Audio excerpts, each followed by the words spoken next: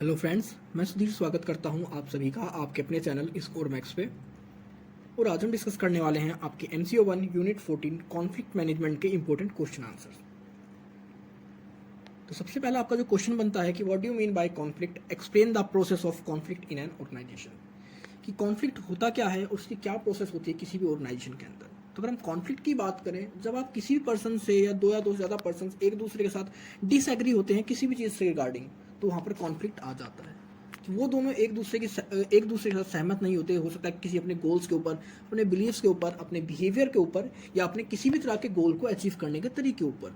मतलब किसी भी चीज़ को लेकर दो से ज़्यादा इंडिविजुअल के बीच में डिसएग्रीमेंट हो सकता है, तो उसी को क्या कहते हैं, कॉन्फ्लिक्ट कहते हैं। It is a process in which one group और individual perceives that their interest are being opposed और affecting by other parties negatively. इसमें क्या होता है कि इसमें कोई एक ग्रुप या एक इंडिविजुअल को ऐसा लगता है कि उसके जो कह सकते हैं इंटरेस्ट है या उसका जो भी राइट्स है उनको दबाया जा रहा है, इफेक्ट किया जा रहा है किसी दूसरी पार्टी के थ्रू, या उसको इतना इंपॉर्टेंस नहीं दिया जा रहा। तो जब भी कॉन्फ्लिक्ट होता है, ये बहुत एक सीरियस प्रॉब्लम होती है किसी भी ऑर्गेनाइजेशन के लिए। अगर आपके कॉन्फ्लिक्ट्स बढ़ते रहेंगे तो उस कंडीशन में आपका जो एफिशिएंसी रेट होता है, आपका जो वर्किंग रेट होता है किसी भी ऑर्गेनाइजेशन का, वो अपने आप धीरे धीरे कम होने लग जाता है। उसका क्या रीज़न होता है, फिर आपका जो ऑर्गेनाइजेशन होता है वो डिक्लाइन होने लग जाता है। तो हर ऑर्गेनाइजेशन चाहता है कि उसके ऑर्गेनाइजेशन में कोई भी कॉन्फ्लिक्ट ना हो। हर कोई अपने ऑर्गेनाइजेशन से कॉन्फ्लिक्ट को हटाना चाहता है। तो हमारे पास बहुत सारे तरीके हैं, बहुत सारी प्रोसेसेस हैं कॉन्फ्लिक्ट्स को हटाने की। तो अब हम देखेंगे कि कौन सी प्रोसेस होती है, किस तरह कोई भी कॉन्फ्लिक्ट किसी ऑर्गेनाइजेशन के अंदर आता है, किस तरह उसको रिमूव किया जाता है। तो सबसे पहले जो स्टेज होती है, इसमें देखा जाता है कि जो कॉन्फ्लिक्ट हो रहा है आपके ऑर्गेनाइजेशन के अंदर, उसका रीज़न क्या है, क्या सोर्स है उस कॉन्फ्लिक्ट का, किस तरह उसको सोल्यूशन में या उसका सॉल्यूशन निकाला जा सकता है। मतलब यहाँ पर हम देखते हैं कि सोर्स क्या है उस कॉन्फ्लिक्ट का, उसका रीज़न क्या है उसी कॉन्फ्लिक्ट के पीछे। क्योंकि अगर कोई भी एक पर्सन दूसरे से डिसएग्री है, एक ग्रुप दूसरे ग्रुप से डिसएग्री है, तो उनका कोई ना कोई रीज़न ज़रूर होगा। हो सकता है उनके बिहेवियर का रीज़न हो, उनके बिलीव्स का रीज़न हो, उनके गोल्स का रीज़न हो, मतलब कुछ भी हो सकता है। तो यहाँ पर हम देखते हैं कि सोर्स क्या है उस कॉन्फ्लिक्ट के होने का। अब दूसरे में देखते हैं कि हम किस तरह उस कॉन्फ्लिक्ट को दूर करेंगे। तो यहाँ पर हम कोशिश करते हैं कि ऑर्गेनाइजेशंस के जो भी लॉस हो रहे हैं उनके कॉन्फ्लिक्ट की वजह से, या ऑर्गेनाइजेशन में जो भी इश्यूज हो रहे हैं, या उनको कह सकते हैं इमोशनली उनको टैकल किया जाता है कि किस तरह उनको इमोशनली करके, कह सकते हैं उनका जो कॉन्फ्लिक्ट है उसको इमोशनली टैकल किया जाए। उन्हें समझाया जाए कि अगर वो अपने कॉन्फ्लिक्ट्स को दूर नहीं करेंगे, ख़त्म नहीं करेंगे, तो किस तरह वो किसी भी ऑर्गेनाइजेशन के लिए हार्मफुल साबित होगा। उसके कह सकते हैं उसकी जो सक्सेस थी उसको फेलियर में कन्वर्ट कर सकता है। इसके बाद होता है आपकी जो तीसरी स्टेज होती है। अब इसमें यहाँ पर हम डायरेक्टली अगर इमोशनली के बाद भी हम उस कॉन्फ्लिक्ट्स को दूर नहीं कर पाए हैं, हमारे जो मैनेजमेंट है, हमारे जो सुपरवाइजर्स हैं, हमारे मैनेजर्स हैं, तो यूज़ करते हैं यहाँ पर डायरेक्ट अप्रोचेस की। अब डायरेक्ट अप्रोचेस में क्या होता है, वो यहाँ पर देखते हैं कि जो भी पर्सन्स के बीच में कॉन्फ्लिक्ट्स हो रहे हैं, उन पर्सन्स को एक तरह से इनडायरेक्ट अप्रोच का यूज़ किया कर उनको मॉनिटर किया जाए, देखा जाए कि उनके बीच में जो कह सकते हैं कॉन्फ्लिक्ट्स हैं, और जो पर्सन कह रहे हैं क्या वो सही भी हैं या नहीं है। हो सकता है उनके बीच में कोई कॉन्फ्लिक्ट हो उनके बिहेवियर को लेकर, लेकिन हम ये तो नहीं कह सकते कि एक पर्सन का बिहेवियर अच्छा है या दूसरे का बिहेवियर अच्छा है। हम उन दोनों के बिहेवियर्स को, उनके कह सकते हैं परसेप्शंस को कुछ दिन तक जज करेंगे, मॉनिटर करेंगे किसी भी इंडिविजुअल्स के थ्रू। जो मॉनिटर कर लेंगे, जब हमें पता लग जाएगा कि आखिर में इस कॉन्फ्लिक्ट का रीज़न क्या है। क्योंकि अगर दो पर्सन के बीच में कोई कॉन्फ्लिक्ट है तो दोनों पर्सन का बिहेवियर की वजह से कॉन्फ्लिक्ट नहीं होगा। हो सकता है किसी एक पर्सन का बिहेवियर डोमिनेंट हो रहा हो, उसकी वजह से वहाँ पर कॉन्फ्लिक्ट उठा हो। तो हम उस चीज़ को मॉनिटर करते हैं कि जो उसका रीज़न होता है। जब उनके दो पर्सन्स होते हैं, ग्रुप्स, उन सभी को हम मॉनिटर करते हैं, क्लोजली मॉनिटर किया जाता है उनकी सारी एक्टिविटीज़ को, उनकी इंटेंशंस को। इसके बाद आपकी जो चौथी स्टेज आती है, अब यहाँ पर होता है कि हम एक्शन लेते हैं कि किस तरह उनके कॉन्फ्लिक्ट्स को ख़त्म कर दिया जाए। क्योंकि अब यहाँ पर हम देखते हैं कि ऑर्गेनाइजेशन के पर्सपेक्टिव से बात करते हैं कि हम क्या कर सकते हैं, किस प्रोसेस से उस कॉन्फ्लिक्ट को दूर कर सकते हैं। वहाँ पर हम कुछ डिसीजंस लेंगे। हो सकता है हमने कोई डिसीजन लिया, उससे वो कॉन्फ्लिक्ट दूर हो गया और हमारे ऑर्गेनाइजेशन को उससे बेनिफिट भी हुआ। तो उस चीज़ को हम एक तरह से आगे के लिए रख लेते हैं कि फ्यूचर में अगर इस तरह कॉन्फ्लिक्ट हुआ तो हम इसी तरह की पॉलिसीज़ को यूज़ करेंगे। लेकिन कई बार हम कुछ ऐसे डिसीजन ले लेते हैं कॉन्फ्लिक्ट्स को दूर करने के लिए, वो कि ऑर्गेनाइजेशन के लिए हार्मफुल साबित होते हैं। तो उनको एक तरह से कह सकते हैं, उनको भी अलग रख देंगे कि हम इन फ्यूचर में इस तरह के डिसीजंस, इस तरह की पॉलिसीज़ को नहीं अपनाएंगे किसी भी इस तरह के कॉन्फ्लिक्ट्स के सॉल्व करने के लिए। ये थी आपकी प्रोसेस कि किस तरह कॉन्फ्लिक्ट्स को ख़त्म किया जाता है किसी ऑर्गेनाइजेशन के अंदर। नेक्स्ट है discuss the impact of conflict in an organisation. Do you think that conflict reduces the efficiency and productivity in the organization? तो क्या इफेक्ट होता है ऑर्गेनाइजेशन के ऊपर किसी कॉन्फ्लिक्ट का, और क्या ये हमारी एफिशिएंसी को रिड्यूस करता है या इंक्रीज करता है, इसके बारे में बात करेंगे। तो अगर हम कॉन्फ्लिक्ट की बात करें, the impact of conflict on the working of an organisation can be positive और नेगेटिव। तो हमारे जो कॉन्फ्लिक्ट होते हैं उनका इफेक्ट हमारे ऑर्गेनाइजेशन पर पॉजिटिव वे में भी पड़ सकता है और नेगेटिव वे में भी पड़ सकता है। अब इस तरह एग्जांपल समझ सकते हो, अगर किसी ग्रुप्स के अंदर कॉन्फ्लिक्ट हो गया कि कौन ज़्यादा वर्क करेगा, कौन ज़्यादा अपना रिजल्ट देगा, तो वहाँ पर हमें जो रिजल्ट मिलेगा, ऑर्गेनाइजेशन जो बेनिफिट होएगा, पॉजिटिव होएगा। लेकिन अभी यहाँ पर कॉन्फ्लिक्ट हो जाए कि दोनों काम तो सेम कर रहे हैं, एक काम ज़्यादा कर रहा है, एक काम कम कर रहा है, लेकिन उन दोनों को सैलरी कम मिल रही है, तो जो ज़्यादा काम कर रहा है वो भी अपना काम कहीं ना कहीं उसका जो वर्क है उसको कम कर देगा।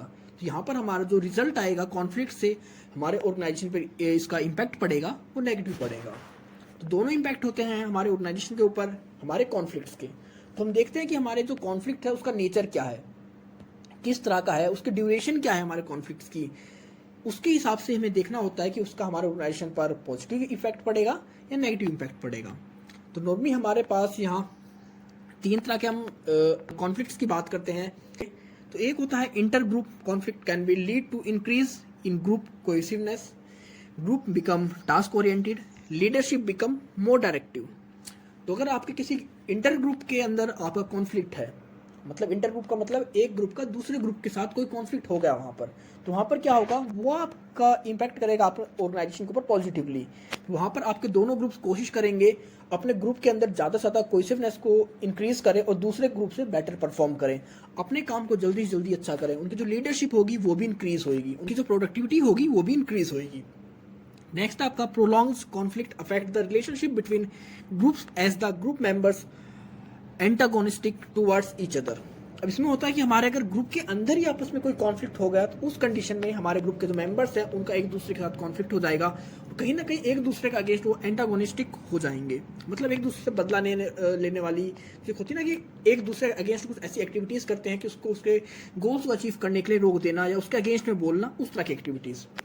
नेक्स्ट होता है आपका पोटेंशियल कॉन्फ्लिक्ट्स। अगर पोटेंशियल कॉन्फ्लिक्ट्स की बात करें तो leads to classification of real issues, increase innovation, productive cohesiveness within the group. अब इसमें बात करते हैं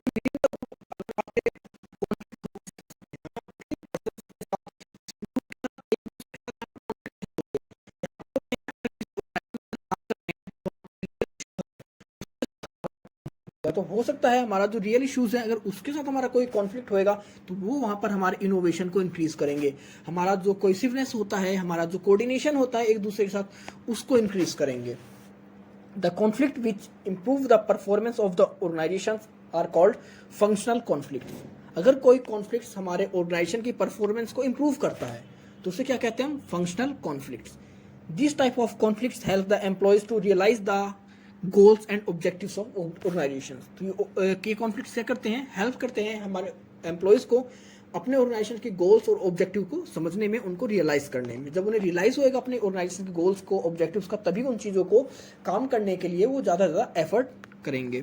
the conflict which hamper the working performance of the organisation are called dysfunctional conflicts. और जो कह सकते हैं कॉन्फ्लिक्ट हमारे परफॉर्मेंस के ऊपर नेगेटिव इफेक्ट डाले, उसको क्या कहते हैं हम, डिसफंक्शनल कॉन्फ्लिक्ट्स। तो आपने किस तरह यहाँ पर देखा कि आपका जो कॉन्फ्लिक्ट्स है वो पॉजिटिव वे में भी आपके ऑर्गेनाइजेशन पे इफेक्ट डाल सकता है और नेगेटिव वे में भी इफेक्ट डाल सकता है। यहाँ पर सिर्फ हमको देखना ये होता है कि हमारा जो कॉन्फ्लिक्ट है उसका जो नेचर है वो कैसा है, नेचर के अकॉर्डिंग ही वो इफेक्ट करता है हमारे ऑर्गेनाइजेशन को। तो हम ये नहीं कह सकते कि हरदम कॉन्फ्लिक्ट एक तरह से नेगेटिव इम्पैक्ट छोड़ते हैं हमारे ऑर्गेनाइजेशन के ऊपर या हमारी वर्किंग कंडीशन पे। कई बार हमारे जो कॉन्फ्लिक्ट होते हैं इनकी वजह से भी सक्सेस रेट बढ़ जाता है, हमारी प्रोडक्टिविटी बढ़ जाती है, हम अपने गोल्स को जल्दी अचीव कर पाते हैं। नेक्स्ट है explain various levels of conflict, how do these level influence the organisational efficiency. तो हमारे कौन कौन से लेवल होते हैं कॉन्फ्लिक्ट्स के और किस तरह हमारे ऑर्गेनाइजेशन की जो एफिशिएंसी होती है उसको इफेक्ट करते हैं, इन्फ्लुएंस करते हैं। तो नॉर्मली हमारे पास यहाँ तीन तरह के कॉन्फ्लिक्ट्स के लेवल हैं।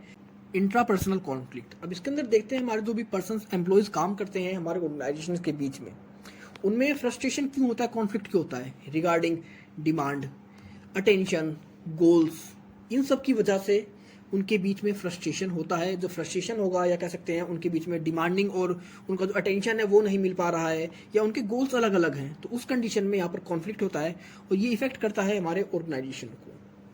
इसके अंदर दो तरह के आपके पार्ट आते हैं, एक आता है आपका गोल कॉन्फ्लिक्ट और एक आता है रोल कॉन्फ्लिक्ट। अब गोल कॉन्फ्लिक्ट की बात करेंगे तो ये होता है कि आप जो भी एफर्ट यूज कर रहे हैं अपने ऑर्गेनाइजेशन के लिए, हो सकता है आपने अपने ऑर्गेनाइजेशन के गोल्स के लिए बहुत ज़्यादा एफर्ट कर रहे हो लेकिन आपका ऑर्गेनाइजेशन आपके एफर्ट को बिल्कुल ही इग्नोर करता हो, तो उस कंडीशन में ये कॉन्फ्लिक्ट देखा जाता है। और दूसरा होता है रोल कॉन्फ्लिक्ट, कि हो सकता है आपको कोई और रोल दिया गया हो लेकिन आपसे उस रोल के अकॉर्डिंग आपसे काम ना लिया जाए या आपको कोई ऐसा रोल दे दिया जाए, कोई ऐसी रिस्पॉन्सिबिलिटी दे दी जाए जिससे कि आप सेटिस्फाई ना हो उस जॉब से। नेक्स्ट होता है आपका inter group and organisational conflict. अब इसके अंदर होता है कि एक ग्रुप का दूसरे ग्रुप के साथ, एक डिपार्टमेंट का दूसरे डिपार्टमेंट के साथ कॉन्फ्लिक्ट हो जाता है, वो एक दूसरे के साथ डिसएग्री होते हैं। तो मैक्सिमम अगर हम बात करें इंटर ग्रुप की या इंटर ऑर्गेनाइजेशनल कॉन्फ्लिक्ट्स की, तो ये हमारे ऑर्गेनाइजेशन के लिए बेनिफिशियल होता है। इसके थ्रू क्या होता है कि हमारा जो एफिशिएंसी रेट होता है, हमारा जो वर्किंग होती है या हमारे जो आउटपुट होते हैं वो इंक्रीज होते हैं कंपैरिजन टू पहले से। लेकिन अब इनका रीजंस क्या होता है इन कॉन्फ्लिक्ट्स का, तो इनका जो रीजन है टास्क इंटरडिपेंडेंस, दूसरा आपका टास्क एम्बिग्विटी, तीसरा है गोल इनकम्पैटिबिलिटी और चौथा है आपका competition for limited resources, next आपका कंपटीशन रिवार्ड सिस्टम और लास्ट आपका लाइन एंड स्टाफ। अब हो सकता है कोई दो डिपार्टमेंट है, दो ग्रुप हो, एक दूसरे के ऊपर डिपेंड है, जब तक पहला ग्रुप काम को कंप्लीट कर दूसरे को नहीं देगा तब तक दूसरा काम नहीं कर सकता। तो अगर पहले काम में डिले करेगा तो कहीं ना कहीं कॉन्फ्लिक्ट आ जाएगा सेकंड ग्रुप की तरफ से, क्योंकि अब सेकंड ग्रुप भी अपने उस वर्क को करने में डिले हो जाएगा। उनके पास रिसोर्सेज सिमिलर ही हैं और उस सिमिलर रिसोर्सेज का जो पार्टीशन सही से नहीं हो रहा है, हो सकता है कोई एक ग्रुप किसी एक ऑर्गेनाइजेशन को ज़्यादा रिसोर्सेज प्रोवाइड कर दिए जाए कंपैरिजन टू दूसरे के, तो वहाँ पर भी उनके बीच में कॉन्फ्लिक्ट आ जाएगा। अब उनको रिवॉर्ड्स किस साथ दिए जा रहे हैं, एक मार्केटिंग है, एक आपकी सेल्स है, अगर आप दोनों ग्रुप्स को अलग अलग रिवॉर्ड्स दोगे उनके अचीवमेंट के लिए तो वहाँ पर भी कॉन्फ्लिक्ट आ जाएगा। तो ये कुछ रीजंस होते हैं हमारे कॉन्फ्लिक्ट्स के, मतलब inter group and organisational conflicts. अब इसके बाद आता है आपका इंटरपर्सनल कॉन्फ्लिक्ट। अब इसके अंदर आप देखते हैं कि दो या दो से ज़्यादा पर्सन्स एक ही ऑर्गेनाइजेशन के अंदर उनके बीच में जब एक दूसरे से डिसएग्री होते हैं, किस चीज़ में डिसएग्री होंगे, हो सकता है उनका परसेप्शन अलग हो, उनका टेम्परमेंट अलग हो, पर्सनैलिटी अलग हो, वैल्यूज़ अलग हो, या उनके सोशल कल्चरल फैक्टर्स अलग हो, या उनका जो एम्बिगियस रोल है वो एक दूसरे से अलग हो, तो उस कंडीशन में वो एक दूसरे से डिसएग्री होते हैं, तो वहाँ पर ये आपका जो कॉन्फ्लिक्ट है वो देखा जाता है, मतलब इंटरपर्सनल कॉन्फ्लिक्ट। अब कौन कौन से फैक्टर्स हैं जो हमारे इंटरपर्सनल कॉन्फ्लिक्ट के अंदर आते हैं, तो there are 4 sources of interpersonal conflict. कौन कौन से सोर्सेज हैं जो हमारे इंटरपर्सनल कॉन्फ्लिक्ट के अंदर आते हैं, तो पहला सोर्स हमारा पर्सनल डिफरेंसेस, दूसरा है इंफॉर्मेशन डेफिशिएंसी, तीसरा है रोल इनकम्पैटिबिलिटी, फोर्थ आपका इन्वायरमेंटल स्ट्रेस। तो ये कुछ आपके सोर्सेज हैं इंटरपर्सनल कॉन्फ्लिक्ट्स के। तो पहला होता है इंट्रापर्सनल, मतलब एक कोई भी इंडिविजुअल वो अपने ऑर्गेनाइजेशन से एक तरह से डिससेटिस्फाई होता है, डिसएग्रीमेंट होता है उस ऑर्गेनाइजेशन के गोल्स के, वहाँ के डिमांडिंग से, वहाँ के अटेंशन से, वहाँ के मतलब एक तरह से सेटअप से, तो वो तो आपका आता है इंट्रापर्सनल कॉन्फ्लिक्ट। अगर आप एक ग्रुप दूसरे ग्रुप के साथ या एक ऑर्गेनाइजेशन दूसरे ग्रुप ऑर्गेनाइजेशन के साथ उनके बीच में कह सकते हैं कॉन्फ्लिक्ट है, तो उसे हम कहते हैं इंटर ग्रुप या ऑर्गेनाइजेशनल कॉन्फ्लिक्ट। और अगर एक ही ऑर्गेनाइजेशन के अंदर दो या दो से ज़्यादा मेंबर्स के बीच में एक दूसरे के अगेंस्ट डिसएग्रीमेंट है, तो हम क्या कहेंगे, इंटरपर्सनल कॉन्फ्लिक्ट। नेक्स्ट आपका how can you manage the conflict. तो आप किस तरह किसी भी कॉन्फ्लिक्ट्स को मैनेज करोगे, एग्जाम्पल्स के थ्रू आपको उसको एक्सप्लेन करना है। तो अगर हम कॉन्फ्लिक्ट्स को रिमूव करने की बात करें तो हमारे पास बहुत सारी रेमेडियल स्ट्रेटजीज होती हैं जो कि मैनेजर्स यूज़ करते हैं अपने उन कॉन्फ्लिक्ट्स को रिजोल्व करने के लिए या रिड्यूस करने के लिए। सबसे पहले हमने अभी स्टार्टिंग के क्वेश्चंस में बात करी थी कि सबसे पहले हम देखते हैं कि उसका सोर्स क्या है, किसी भी आपका जो कॉन्फ्लिक्ट्स अराइज हुआ है उसका सोर्स क्या है। उसके बाद हम देखते हैं कि हमारे जो भी एम्प्लॉयज़ वहाँ पर काम कर रहे हैं जिनके बीच में वो कॉन्फ्लिक्ट्स है, उन कॉन्फ्लिक्ट्स को इमोशनली कह सकते हैं इमोशनली बात कर या उन दोनों को समझाया जाए कि उनके कॉन्फ्लिक्ट्स की वजह से ऑर्गेनाइजेशन को कितना लॉस हो रहा है। अगर ये भी नहीं हो पाता तो तीसरी स्टेज में हम देखते हैं कि अगर दो पार्टीज या दो ग्रुप्स या दो ऑर्गेनाइजेशंस अपने अपने कॉन्फ्लिक्ट्स को बोल रही हैं, अपने अपने रीजन को दे रही हैं, तो वहाँ पर हम नियरली एकदम क्लोज से मॉनिटरिंग कराते हैं कि उनके कॉन्फ्लिक्ट्स हैं, उनके क्या रीज़न सही हैं, क्या दोनों एक दूसरे के बारे में सही बात कर रहे हैं, सही बता रहे हैं, नहीं बता रहे हैं। तो मॉनिटरिंग से हमें पता लगेगा कि उसमें से कौन सा ग्रुप गलत है, कौन सा इंडिविजुअल गलत है। और चौथे में फिर वहाँ पर हम स्ट्रिक्ट एक्शंस लेते हैं उनके कॉन्फ्लिक्ट्स को रिमूव करने के लिए। After the conflict have been identified by the manager, it becomes their prime duty to adopt any of the following techniques to resolve them they are। तो वो तो अभी तक हमने जो बात करी कि वो भी आप इसमें यूज़ कर सकते हैं, लेकिन इसके साथ ही यहाँ पर कुछ और टेक्निक्स भी दे रखी है इन्होंने किसी भी कॉन्फ्लिक्ट्स को रिमूव करने के लिए मैनेजर्स के थ्रू। सबसे पहला आपका manipulate communication channels by deviating message from traditional channels, suppressing information, transmitting too much information and transmitting ambiguous for threatening information. ये कुछ तरीके हैं जिससे कि आप किसी भी ऑर्गेनाइजेशन के अंदर उनके जो भी कॉन्फ्लिक्ट्स होते हैं उनको मैनेज कर सकते हैं। इसके साथ ही आपका जो साइज होता है, आप साइज को भी अपने ऑर्गेनाइजेशन के ग्रुप्स के साइज को या ऑर्गेनाइजेशनल साइज को भी रिस्ट्रक्चर कर सकते हो। आप वहाँ पर कह सकते हैं स्पेशलाइजेशन के लिए अलग पर्सन को हायर कर सकते हैं। आप एक पर्सन का दूसरी जगह अगर कोई कॉन्फ्लिक्ट हो जाता है तो उनका एक दूसरी जगह पर ट्रांसफर भी कर सकते हैं। मतलब बहुत सारे तरीके हैं आपको किसी भी ऑर्गेनाइजेशन के कॉन्फ्लिक्ट्स को रिमूव करने के।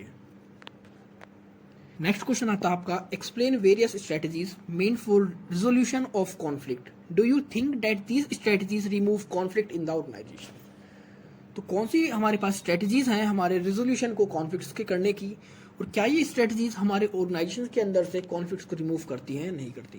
तो अगर हम स्ट्रेटजीज की बात करें, 4 स्ट्रेटजीज होती हैं। सबसे पहले होती है कि हम यहाँ पर देखें कि जो भी रीज़न की वजह से जिस भी बात पे डिसएग्रीमेंट हुआ है उसको इग्नोर करने की कोशिश करी जाए। दोनों ग्रुप्स के थ्रू उस चीज़ को इतनी वैल्यू ही ना दी जाए कि जिसके थ्रू कि वो जो कॉन्फ्लिक्ट है वो धीरे धीरे इंक्रीज हो जाए।